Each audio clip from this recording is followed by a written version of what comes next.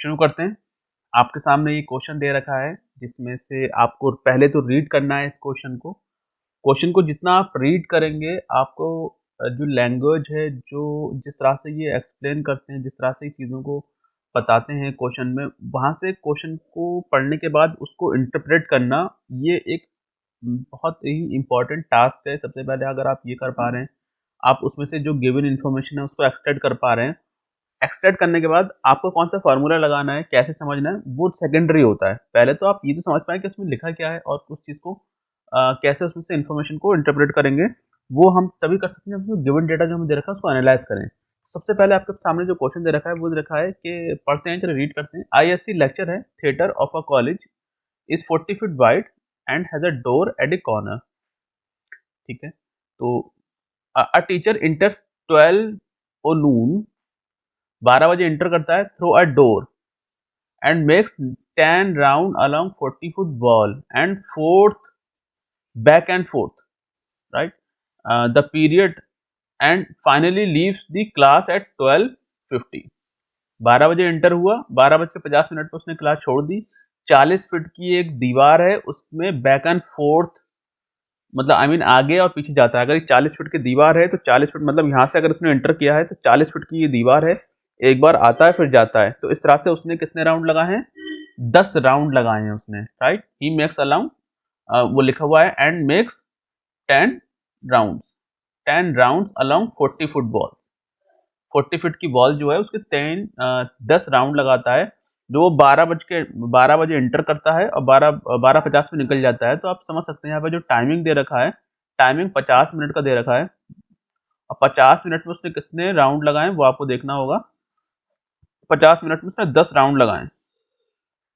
ठीक है, वो कह रहा है कि compute his average speed. Average speed बताना है, तो एवरेज स्पीड बताने के लिए हम लोग क्या करेंगे, टोटल डिस्टेंस कितनी हुई है, टोटल डिस्टेंस कितनी कवर की है उसने और टोटल टाइम कितना लगा है उसे। टोटल डिस्टेंस की अगर मैं बात करूं तो उसने देखिए अगर यहाँ से लेके यहाँ तक की अगर 10 फीट की डिस्टेंस है, तो अगर वो यहाँ से उसने एंटर किया, एक राउंड माना जाएगा कि वो एक कंप्लीट जाए और फिर वापस आ जाए उसी पोजीशन पे, तो उसका एक राउंड माना जाएगा। तो एक राउंड में एक तरफ जाने का 10 फीट और आने का 10 फीट, तो कितना हो गया, टोटल 20 फीट हो गया। 20 फीट में एक राउंड हो रहा है। इस तरह से उसने कितने राउंड लगाए हैं, उसने लगाए 10 राउंड लगाए हैं। ठीक है, तो सॉरी 10 फीट, सॉरी 10 फीट नहीं 40 फीट है, 40 फीट जाने का और 40 फीट आने का। तो उसने एक राउंड में 80 फीट चला है और 80 फीट 8 राउंड में चला है, 10 राउंड में चला है। यहाँ पर जो है ये 80 फीट है, 80 फीट चला है एक राउंड में। इस तरह से उसने कितने राउंड लगाए हैं, 10 राउंड लगाए हैं। तो टोटल डिस्टेंस जो हो जाएगी वो हो जाएगी 800 फीट। टाइम जो लगा है 50 मिनट लगा है। 50 मिनट का मतलब मिनट को आप सेकंड में कन्वर्ट करने के लिए 60 से मल्टीप्लाई करोगे, 2 जीरो से 2 जीरो ये काट दोगे, फाइनली ये क्या हो जाएगा, 4 हो जाएगा एंड ये 3 हो जाएगा। तो कुछ आपके पास 4/15 आपके पास क्या आ गया, ये आपके पास स्पीड आ गई। मतलब जो भी है एवरेज स्पीड आ गई। तो अगर आप एक काम करो, आप ये 60 मत लगाओ, मिनट में निकाल लो। इसको एक काम करो, ये जो है मैं इसको 50 मिनट ही रहने देता हूँ, 800/50 मिनट। तो जो आंसर निकलेगा आपके पास वो आपको फीट डिवाइड बाय मीटर में निकलेगा, फीट बाय मीटर मिनट में। तो ये तो हो गया 800 फीट और ये किसमें है, मिनट में। तो आपका जो आंसर होगा फीट पर मिनट के हिसाब से होगा। अब आप इसे काटेंगे तो ये हो जाएगा 5 कम 5 5 छक्का 30, 16 हो गया। तो एवरेज जो वेलोसिटी आ गई आपके पास वो आ गई 16 फीट पर मिनट। ये ज़्यादा इजी है। आप वैसे भी कर सकते हैं, अगर आपके पास जिस तरह से क्वेश्चन में जो आपके पास जो ऑप्शंस अवेलेबल होंगे आप अकॉर्डिंगली उस तरह से सॉल्व करेंगे। मैंने फीट पर मिनट में लगा दिया, ये मेरे को काफ़ी कन्वीनियंट और इजी दिख रहा था। आप अगर आप वो कह रहा है कि एवरेज वेलोसिटी भी बताइए साथ में, देखिए एवरेज स्पीड तो आपने निकाल लिया, एवरेज स्पीड निकाला आपने, total distance over total time, लेकिन वेलोसिटी जो होता है वो फैक्टर होता है डिस्प्लेसमेंट ओवर टाइम का। यहाँ पर आप डिस्प्लेसमेंट की बात करेंगे, वेलोसिटी में किसकी बात करेंगे, डिस्प्लेसमेंट की बात करेंगे। तो अगर कोई बंदा मैं यहाँ पर फिर से आपको दिखा रहा हूँ पहले से। यहाँ पर ये बंदा यहाँ से एंटर किया था 12 बजे और इसने इस तरह से एक राउंड लगाया, फिर दूसरा, फिर तीसरा, चौथा, पांचवा, इस तरह 10 राउंड लगा ली भाई इसने। तो इनिशियली उसने यहाँ से शुरू किया था और फाइनली भी वो यहीं पर ही है। मतलब जो इसकी इनिशियल पोजीशन है वही उसकी फाइनल पोजीशन है। इसका मतलब जो डिस्प्लेसमेंट हो गया यहाँ पे, डिस्प्लेसमेंट जब हो जाएगा, डिस्प्लेसमेंट यहाँ पर 0 हो जाएगा। डिस्प्लेसमेंट 0 होने का क्या मतलब हुआ?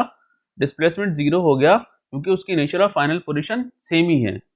ठीक है, तो डिस्प्लेसमेंट 0 हो जाएगा। डिस्प्लेसमेंट जब 0 हो गया तो एवरेज वेलोसिटी भी क्या हो जाएगी? वो 0 हो जाएगी। तो यहाँ पर जो एवरेज वेलोसिटी है वो 0 हो जाएगी। ओके, इसमें कोई परेशानी वाली बात नहीं है, क्योंकि डिस्प्लेसमेंट जो वेलोसिटी है वो कंपोनेंट है डिस्प्लेसमेंट ओवर टाइम का, और speed is the ratio of distance over time. So you have calculated average speed as well as average velocity. Average speed जो आपके पास आई है वो आई है 16 फीट पर minute and average velocity is 0। Next question देख लेते हैं। पहले आप इस क्वेश्चन को रीड कर लीजिए। A car is moving at a constant speed 40 kilometre per hour, ठीक है, on a straight road which head towards a large vertical wall and makes 90 degree turn by side of the wall. ठीक है भाई, तो ये क्या है कि भाई ये कार है और कार के सामने क्या है? एक वॉल है। ये कुछ यहाँ पर एक कार है इस तरह से, ये कुछ रोड है, स्ट्रेट रोड है, और यहाँ पर एक ये वॉल है।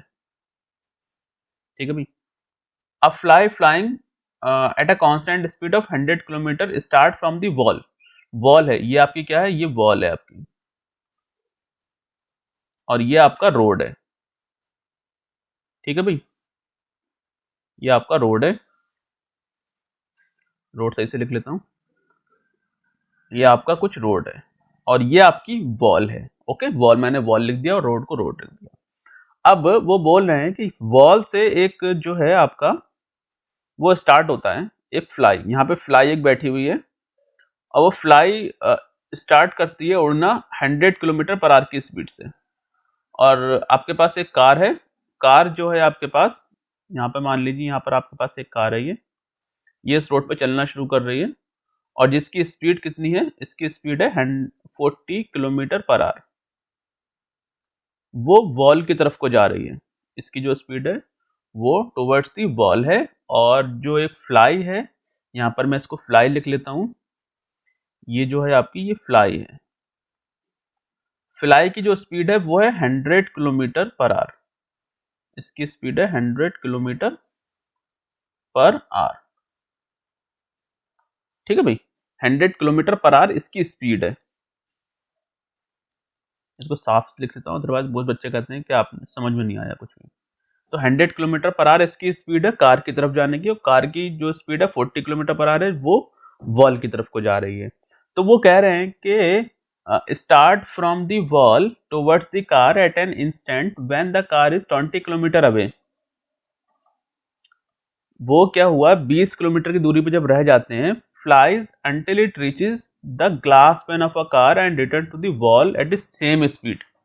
भाई देखो यहाँ पर आपकी जो है ये आपकी वॉल है और वॉल के ऊपर बैठी हुई है एक मक्खी, उड़ने वाली कोई चीज, फ्लाई।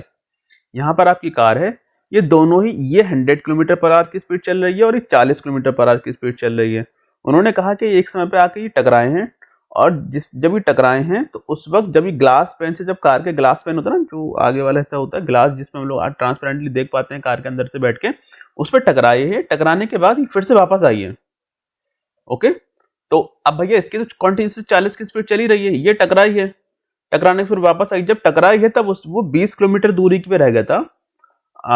मतलब जब ये टकराया था इससे पहली बार, तब ये 20 किलोमीटर की दूरी पे रह गया था वॉल से। मतलब जो कार है यहां पर आ चुकी है, अगर जब आपकी कार यहां पर आ चुकी है तब जो है यहां से यहां तक की जो दूरी बची थी वो थी 20 किलोमीटर पर। ये इन्होंने क्वेश्चन में हमें दे रखा है, इन्होंने ये हमें दे रखा है। ठीक है, आगे क्वेश्चन पढ़ लेते हैं। क्वेश्चन को आगे कुछ इस तरह से डिफाइन कर रहे हैं, continuous glass pane same speed, it continue to fly between the car and the wall till the car makes 90 degree turn. अब ये जो आपके पास जो फ्लाई है वो कंटिन्यूसली, अब कार भी आपकी चल रही है लगातार और ये भी आपके राउंड लगा रही है, साथ साथ। ये कब तक लगा रही है? जब तक ये जो कार है 90 डिग्री लेफ्ट नहीं ले लेती है, मतलब लास्ट तक नहीं पहुंच पाती है। तो आपको ये बताया, पूछा गया है what is the total distance the fly has travel during this period. Total distance कितनी कवर करी है फ्लाई ने। देखिए अब कॉमन सेंस की बात है, जब ये यहाँ पर आया होगा तब ये 20 किलोमीटर की दूरी रह गई। देखिए 20 किलोमीटर की दूरी है, तो पहली बार जब ये टकराई होगी तभी 20 किलोमीटर की दूरी बची है। अब अगली बार कब टकराएगी? कहीं ना कहीं कार यहाँ पर आ जाएगी। यही कार भाई तो कंटिन्यूसली स्पीड से चल ही रही है, इसमें तो कोई शक ही नहीं है। ये तो कंटिन्यूसली चल रही है, आपकी जो कार है वो कंटिन्यूसली चल रही है, ठीक है। इसकी स्पीड फिक्स है, 40 किलोमीटर पर आवर है इधर भी, और इधर भी 40 किलोमीटर पर आवर। ये तो कंटिन्यूसली चल रही है। जब ये पहली बार टकराई थी तब ये 20 किलोमीटर की दूरी पर रह गई थी वॉल से, ये क्वेश्चन में बोला गया है। और वो कंप्लीट करने के लिए बोल रहे हैं कि जो फ्लाई है आपकी, जो आके टकराई थी पहले, फिर वापस गई है, इतनी देर में जो कार है वो भी तो आगे बढ़ गई होगी। अगर शुरुआत में कार ने जो स्टार्ट करना शुरू किया था, चलना शुरू किया था, वो ए पोजीशन थी, फिर ये कुछ बी पोजीशन पर आ गई, और फिर फाइनली कुछ सी पोजीशन पर आ गई, और इसकी पोजीशन आप ए ओ मान लेते हैं। तो पहली बार जब टकराई थी तो ओ बी होगी, और ओ बी की जो दूरी है वो 20 किलोमीटर है ना। तो ये कह रहे हैं कि कितने, तो फर्स्ट ट्रिप में अगर मैं बात करूं, फर्स्ट ट्रिप में यहाँ पे जो फर्स्ट ट्रिप में अगर मैं बात करता हूं, यहाँ पे लिख लेता हूं फर्स्ट ट्रिप। फर्स्ट ट्रिप की अगर मैं बात करूं तो जो दूरी चली होगी फ्लाई ने, वो 20 किलोमीटर लेफ्ट में गई होगी, और एग्जैक्टली टकरा के फिर से वापस आई होगी 20 किलोमीटर। तो फर्स्ट राउंड में जो दूरी होगी टोटल, वो तो हो जाएगी 20 + 20 40 हो जाएगी। तो यहाँ पर 20 + 20 हो गई, मतलब टोटल 40 हो गई। अब ये दूसरा की कब टकराएगी? क्योंकि अब ये जो कार है ये तो कॉन्टिन्यूसली 40 की स्पीड से चल रही है, अभी टकराने के बाद फ्री वापस गई है, अभी कुछ टाइम में वापस जाएगी। अब ये आपको क्लियर कट समझ में आना चाहिए, जितने टाइम में ये वापस जाएगी उतने टाइम में टकराई भी होगी पहले, क्योंकि जब ये टकराई होगी ए से बी पोजीशन में, जब कार आ गई है जब बी पोजीशन पे जब कार थी, तो फ्लाई जब इसे टकराई थी वो टाइम भी टी था, और इतने टी टाइम में वापस भी जाएगी है, क्योंकि इसकी स्पीड जो है वो फिक्स है, वो चेंज नहीं हो रही, वो 100 किलोमीटर पर आ रही है। ओके, तो पहली सिचुएशन में अगर हम बात करें, पहली ट्रिप में जो दूरी है जो फ्लाई ने कवर करी है वो है 80 मीटर, या 80 फीट में चल रहा है तो फिट होगा, यस। किलोमीटर चल रहा है तो 80 किलोमीटर हो गया ये। अब सेकंड ट्रिप की अगर मैं बात करूं, तो सेकंड ट्रिप में मुझे कैलकुलेट करना पड़ेगा। कैसे? अब एक काम कीजिए, मैं आपके लिए यहाँ पे नेक्स्ट स्लाइड ले लेता हूँ।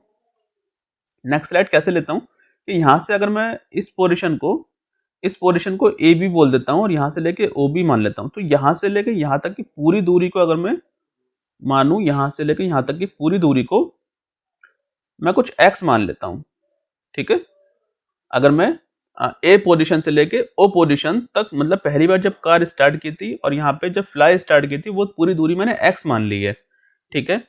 तो ए बी बराबर यहाँ पर क्या हो जाएगा, अगर मैं ए बी लिखूं तो ए बी बराबर हो जाएगा distance is equal to speed into time. तो कार की स्पीड होगी ए बी, कार की जो स्पीड है वो है 40, और जो डिस्टेंस हो जाएगी वो हो जाएगी ए बी, और कुछ टाइम लगा होगा। ये टाइम एग्जैक्टली फिक्स होगा, क्योंकि फ्लाई भी उधर से चलना शुरू किया है, मतलब फ्लाई ने कितनी डिस्टेंस कवर की होगी ओ बी, क्योंकि वो यहाँ से यहाँ तक आई है। फ्लाई जो है यहाँ से यहाँ तक आई है ओ बी, और ये कार जो है ए से बी तक गई है उसी सेम टाइम में। तो टाइम चेंज नहीं होगा, और ये 100 टी हो जाएगा। क्यों हो जाएगा? Distance is equal to speed into time होता है, distance equal to speed into time होता है, ठीक है। उस कॉन्सेप्ट से हमने यहां पर ही लिख लिया, distance into time, speed into time, distance is equal to. अगर आप A B plus O B को जोड़ देते हैं, आप पिछले वाले फिगर में देखिए, अगर आप ए बी को ओ बी में जोड़ देंगे तो टोटल क्या मिल जाएगा आपको? एक्स दूरी मिल जाएगी। तो ठीक है, हम एक काम करते हैं, ओ बी को, इन दोनों को हमने फर्स्ट एंड सेकंड को जोड़ दिया। अगर हम इन दोनों को जोड़ देंगे तो ये कुछ A B plus O B मिलके कितना बन जाएगा? ये बन जाएगा 140 टी, ठीक है। और A B plus O B को मिलकर आप लिख सकते हैं एक्स, तो एक्स बराबर आ गया कितना? 140 टी, और यहां से टी की वैल्यू आप निकाल लीजिए, टी की वैल्यू हो जाएगी एक्स बाई 140, ठीक है। एक्स वाई 140 हो गया। अब एक काम कीजिए, टी की वैल्यू उठा के यहाँ रख दीजिए फर्स्ट में। अगर आप फर्स्ट में इस वैल्यू को उठा के रखेंगे, इस वैल्यू को उठा के फर्स्ट में रख दीजिए, तब अगर आप जब इस वैल्यू को फर्स्ट में उठा के रखेंगे तो कैसा हो जाएगा, तो हो जाएगा आपके पास A B is equal to वो आ जाएगा 40 इंटू टी। टी की वैल्यू रख देंगे आप एक्स वाई 100, एक्स वाई 140। आप जब इसको काटेंगे तो कट जाएगा, 2 टाइम्स कट जाएगा और ये 7। तो यहाँ पर जो ए बी की वैल्यू आ गई वो आ गई 2x/7।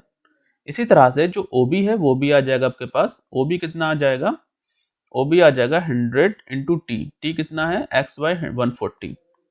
ठीक है, आप जब इसको काटेंगे तो ये 0 से 0 कट जाएगा और ये 5 टाइम्स हो जाएगा और ये कुछ 7 टाइम्स हो जाएगा।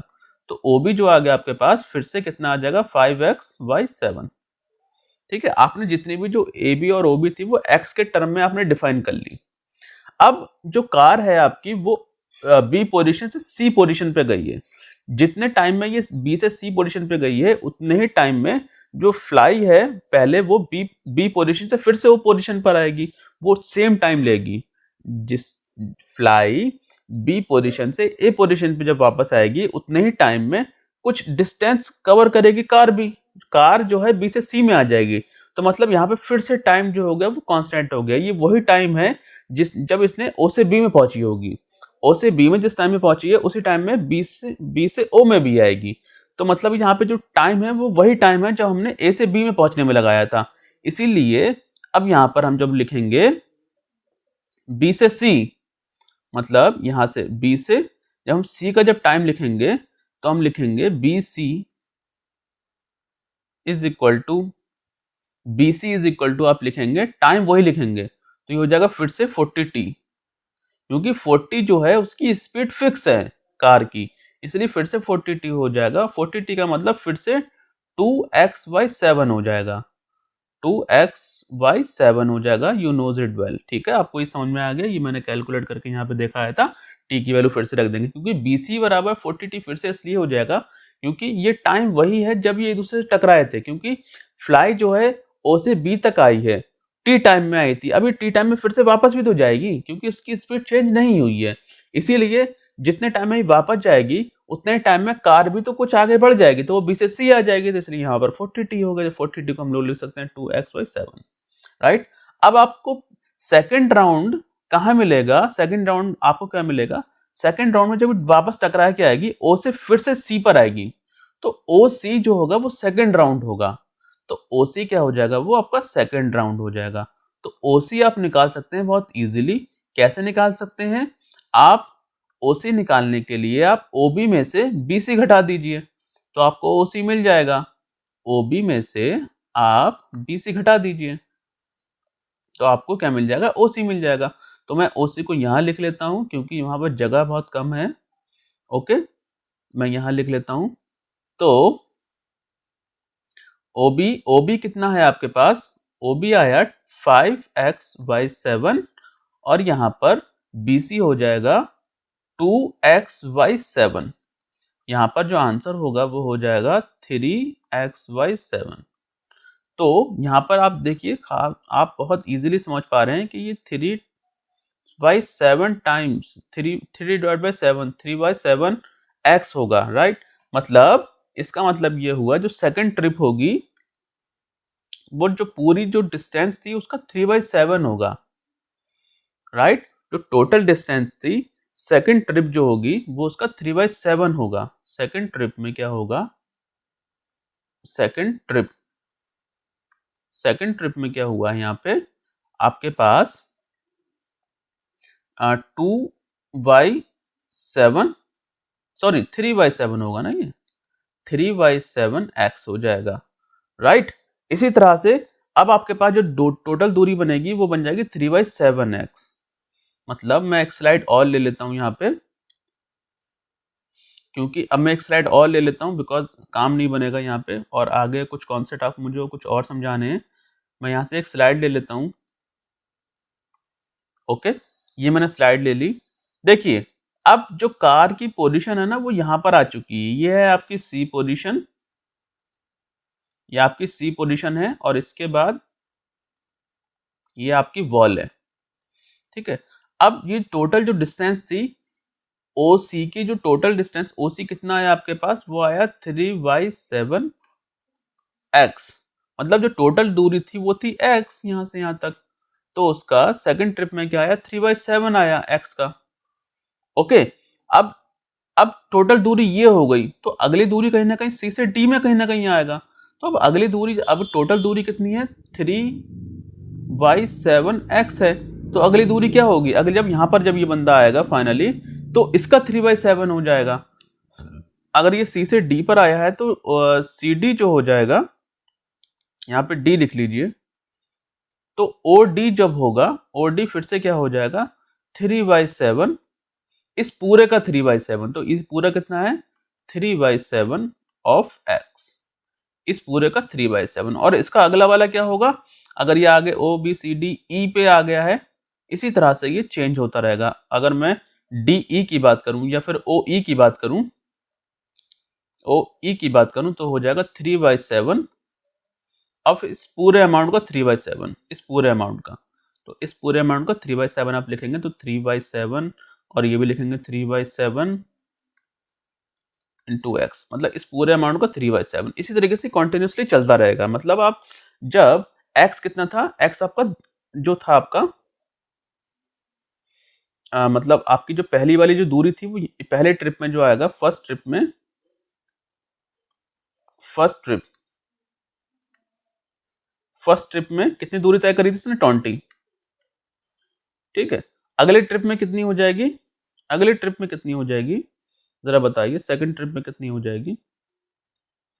सेकंड ट्रिप की अगर मैं बात करूं तो वो हो जाएगी इसका 3/7, इसका 3/7 ऑफ 20। अब थर्ड ट्रिप में कितनी हो जाएगी, थर्ड ट्रिप में हो जाएगी इसका भी 3/7, 3/7 ऑफ 3/7 इंटू 20, है ना, इसका हर बार में 3/7। अब अगली वाली जो ट्रिप होगी इस पूरे का 3/7 हो जाएगा।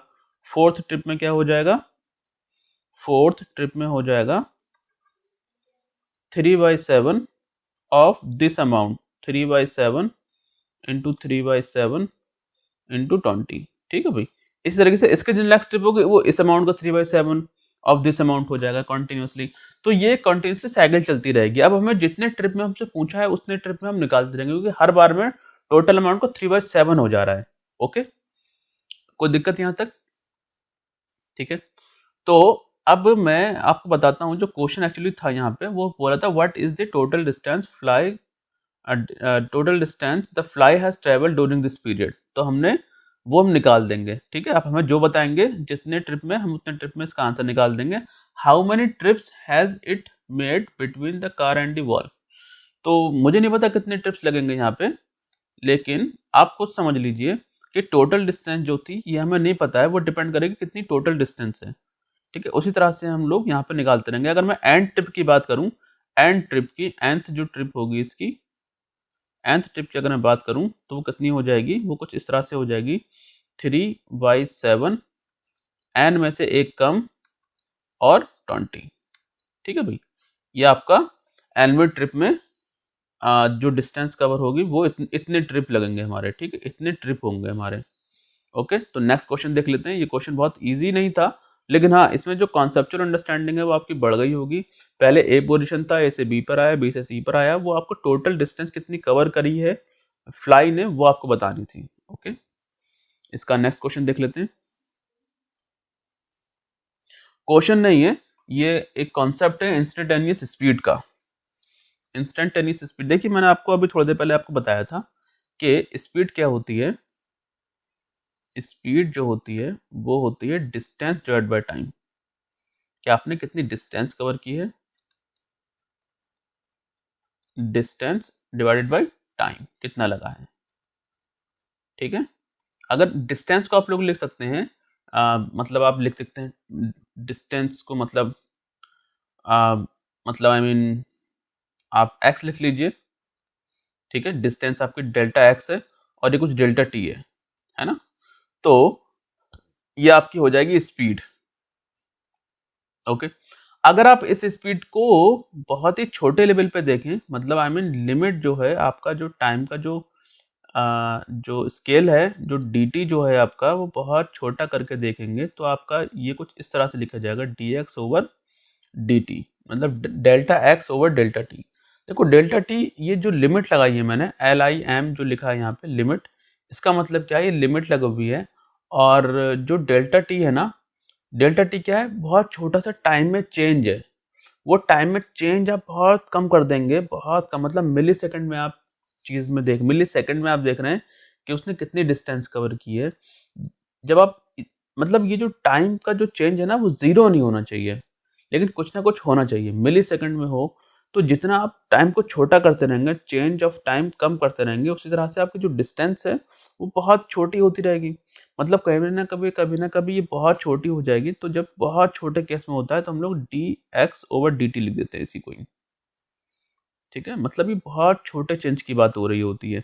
और फाइनली हम जब इंस्टेंटेनियस स्पीड की बात करते हैं तो उसको हम लोग कुछ इसी तरीके से दिखाते हैं, dx ओवर dt। तो dx क्या है, ये छोटी सी डिस्टेंस है। क्या है, ये छोटी सी डिस्टेंस है, सही है। इसी तरीके से एक नया कॉन्सेप्ट यहाँ से इवॉल्व होता है आपका वेलोसिटी का। अभी थोड़ी देर पहले आपको क्वेश्चन कराया था, वो वेलोसिटी पे था, और अब मैं आपको बताता हूँ। ये दिख नहीं रहा शायद आपको, ये देख लीजिए, ठीक है। यस, अब देखिए यहाँ पर मैं आपको बताता हूँ वेलोसिटी के बारे में। वेलोसिटी का कॉन्सेप्ट आगे है या नहीं, चलो यहाँ पे दे नहीं रखा है, मैं काम करता हूँ मैं वेलोसिटी आपको यही समझा देता हूँ। वेलोसिटी जो होती है वो डिस्प्लेसमेंट ओवर टाइम होती है। डिस्प्लेसमेंट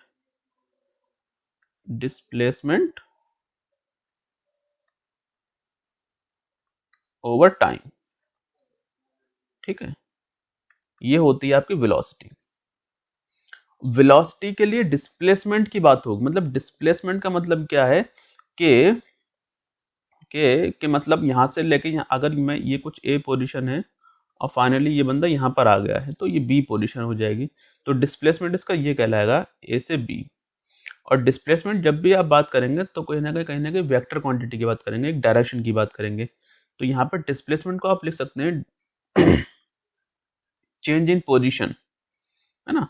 तो मैं लिख सकता हूँ उसको डेल्टा, इसको मैं डेल्टा एक्स लिख सकता हूँ, है ना, और इसको भी डेल्टा टी लिख सकता हूँ। है तो कहीं ना कहीं ये डिस्प्लेसमेंट ही ना। जो डिस्प्लेसमेंट होता है कहीं ना कहीं वो डिस्टेंस ही होता है, बट शॉर्टेस्ट डिस्टेंस होता है, ओके। तो यहाँ पर भी हम लोग लिख सकते हैं कुछ इस तरह से, और इसकी भी यूनिट वही हो जाएगी। लेकिन यहाँ पर जो वेलोसिटी है, वेलोसिटी को हम लोग v से लिख देते हैं कई बार, और यहाँ पर ये क्या हो जाएगा, फिर से हम लोग लिमिट लगा देंगे, लिमिट फिर से लगा देंगे, और यहाँ पर क्या हो जाएगा, delta T approaches to zero, उसको बोलते हैं delta T approaches to zero. तो आप लोग लिखेंगे delta X over delta T, और इसको आप फाइनली लिख सकते हैं D X over D T. अब आप कहेंगे सर ये बात तो सेम ही हो गई। देखो यहाँ पर जो डी एक्स है वो कहीं ना कहीं डिस्टेंस को दिखा रहा है, ये आपको याद रखना होगा। ये कहीं ना कहीं दिखा रहा है, डिस्टेंस को दिखा रहा है। और यहाँ पर जो डेल्टा एक्स है ये कहीं ना कहीं डिस्प्लेसमेंट को दिखा रहा है। डिस्प्लेसमेंट एक अलग चीज़ है, मैं आपको ये बार बार फोकस करवा रहा हूँ। डिस्प्लेसमेंट एक अलग चीज़ है और डिस्टेंस एक अलग चीज़ है। जब आप स्पीड की बात कर रहे होते हैं तो आप डिस्टेंस और टाइम के रेशियो की बात कर रहे होते हैं, और जब वेलोसिटी की बात कर रहे होते हैं तो डिस्प्लेसमेंट और टाइम की रेशियो की बात कर रहे होते हैं। यही चीज़ अगर आपको वेक्टर के फॉर्म में समझाई जाए, मैं इसका नेक्स्ट स्लाइड लेता हूँ। इसी चीज़ को मैं थोड़ा और समझाने की कोशिश करूँगा आपको। यही चीज़ जो मैं आपको बता रहा हूँ, ये अगर आपको कुछ वेक्टर के फॉर्म में दे दिया है, लेट्स से आपके पास कुछ एक कार्टेशियन प्लेन है कुछ इस तरह से, और यहाँ पर कोई एक वेक्टर है, ये कोई वेक्टर है, ये कुछ वेक्टर है, और ये कुछ पोजीशन इसकी पॉइंट ए से लेकर बी तक था। तो यहाँ पर जो वेक्टर होगा वो हो जाएगा ए बी वेक्टर, है ना। ऐसा कुछ हम लोग इस तरह से लिखेंगे, ए बी वेक्टर, ठीक है। ए से बी की तरफ जा रहा है, ये कुछ ए बी वेक्टर है। तो अगर मैं इसको यहाँ से देखूँ तो ये जो पॉइंट है आपका, ये कुछ जे है और ये कुछ आई है ना, आई डायरेक्शन है, कुछ आई जे डायरेक्शन है। इसको हम लोग बोलते हैं 0,0, मतलब ये कुछ ओरिजिन है। यहाँ से अगर मैं किसी चीज़ को देखता हूँ, मतलब ओरिजिन से अगर किसी चीज़ को देखता हूँ यहाँ पर, तो ये जो हो जाएगा ये हमारा पोजीशन वेक्टर हो जाएगा। मतलब अगर ये पॉइंट O है तो ये हो जाएगा OA वेक्टर। OA वेक्टर क्या है? ये एक पोजीशन वेक्टर है।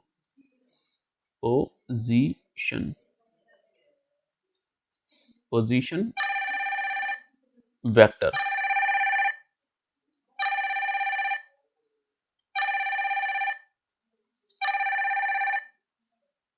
हेलो। हाँ अफजल मैं ये कह रहा था कल सुबह भागने चले।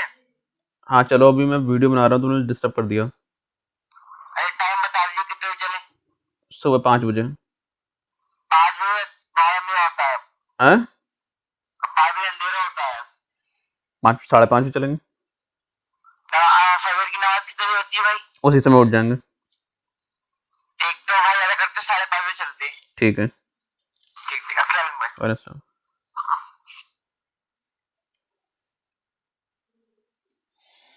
Sorry for the disturbance. तो ये जो पोजीशन है ना, यहाँ पर O से A वेक्टर, तो ये OA वेक्टर जो होगा ये आपका पोजीशन वेक्टर होगा। और मैं कुछ इसको R1 नाम दे देता हूँ, ठीक है, R1। तो मैं यहाँ पर इसको कुछ R1 से दिखा रहा हूँ। ये कोई वेक्टर है R1 के नाम से। ये सिंबलाइज करता हूँ मैं, एरो का मतलब होता है कि मैं यहाँ पे सिंबलाइज कर रहा हूँ कि ये जो चीज़ है ये वेक्टर है। मैंने इसको जो भी वेक्टर अगर मैं जीरो से दिखाता हूँ ना, जीरो से अगर मैं किसी वेक्टर को देखता हूँ, पोजीशन देखता हूँ किसी पॉइंट की, तो उसका पोजीशन वेक्टर कहता हूँ। उसको बस ये ध्यान रख लो, ये कुछ R1 है, ये कोई वेक्टर है। ओके, OA वेक्टर को हम लोग R1 बोल दिया। इसी तरह से हम लोगों ने यहाँ पर ये जो वेक्टर बनेगा ना, OB वेक्टर, ये कुछ यहाँ पर तुम्हारा ये जो है तुम्हारे पास OA वेक्टर हो गया R1 और ये कुछ तुम्हारे पास क्या हो जाएगा, OB वेक्टर, मतलब कुछ R2 वेक्टर है। बस इसको हम नाम दे दिया। और ये भी OB जो होगा ये भी एक पोजीशन वेक्टर ही है, और इस पोजीशन वेक्टर को हम लोग क्या बोलते हैं, R2 वेक्टर। देखो बात वही बोली जा रही है, वेलोसिटी ही बोली जा रही है, डिस्प्लेसमेंट और टाइम का ही बात होगा, लेकिन यहाँ पर हम लोग वेक्टर के फॉर्मेट में देख रहे हैं। इसीलिए यहाँ पर जो होगा एक ट्रायंगुलर सम लगेगा। यहाँ पर देखो बेटा, ये ट्रायंगल बन गया है OAB। तो ये जो वेक्टर हो गए ये कुछ एक डायरेक्शन में हो गए, मतलब I mean OA plus AB is equal to OB। यहाँ पर ट्रायंगल सम करेंगे हम लोग, ट्रायंगुलर सम। जब हम लोग इसका ट्रायंगुलर सम करेंगे तो क्या करेंगे भाई, देखो इधर देखो, यहां पर जो होगा वो हो जाएगा OA vector plus AB vector. AB vector, AB क्या है, वेक्टर, वो जो वेक्टर था ऑलरेडी वो वेक्टर है, इज इक्वल टू हो जाएगा OB वेक्टर। ठीक है, हम किस में इंटरेस्टेड है, हम है AB वेक्टर में। तो AB वेक्टर क्या हो जाएगा, यहां से AB वेक्टर हो जाएगा OB vector minus OA vector. ठीक है, ये हो जाएगा यहाँ पे। तो OB को हम लोगों ने लिखा है R2 vector minus R1 vector. ये लिखने का तरीका है, इसको आप ज्यादा दिल पे मत लीजिए।